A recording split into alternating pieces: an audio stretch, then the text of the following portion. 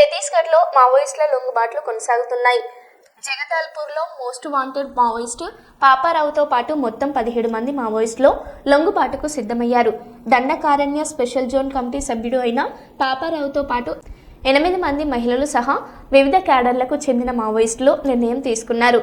కేంద్రం విధించిన డెడ్ లైన్కు మరో 5 రోజులు మాత్రమే మిగిలి ఉండగా ఈ పరిణామం చోటు చేసుకుంది. ఆయుధాలతో సహా Chhattisgarh deputy CM Vijay Sharma, Bastar IG Sundarraj సమక్షంలో వీరు అధికారికంగా లొంగిపోనున్నారు.